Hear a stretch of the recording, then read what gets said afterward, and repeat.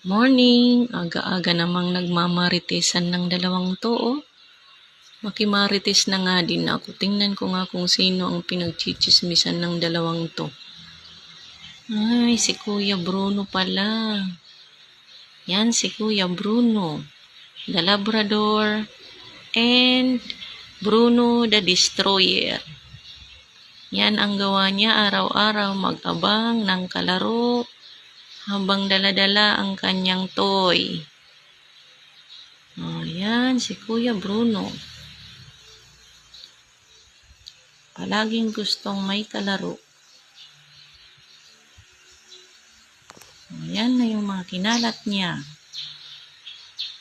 So, hindi po talaga malabo ang camera ko. Sadyang hindi pa lang ako nakakapaglinis ng salamin. So, next time na lang maglilinis ng salamin.